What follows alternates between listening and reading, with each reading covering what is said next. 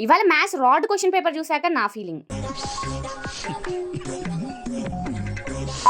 ఇక మ్యాటర్ ఏంటంటే పక్కా ఫెయిలు, పక్కా ఫెయిలు, పక్కా ఫెయిలు. ఎందుకు ఇంతగనం అక్క అంటున్నావని మీరు అనుకోవచ్చు. ఎందుకంటే అసలు ఆ క్వెషన్ పేపర్ చూసాక నిజంగా మాకు మామూలు రాడ్ అనిపియలేదనమాట.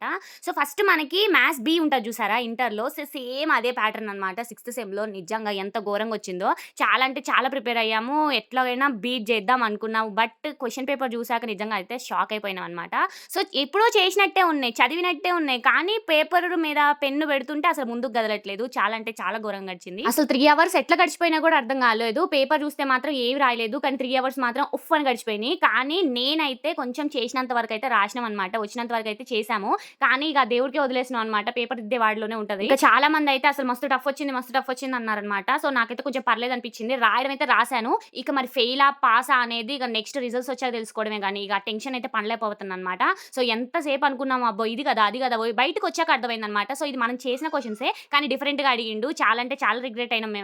ఇంత రాడ్ పేపర్ నేనైతే నిజంగా జీవితంలో చూడలేదనిపించింది. ఫస్ట్ టైమ్ నేనైతే ఇది ఎక్స్‌పీరియన్స్ చేశాను. మరి మీరు ఈ రోజు ఎగ్జామ్ రాసుంటే మీరెలా రాసారో లేదో కామెంట్ చేయడం మర్చిపోకండి.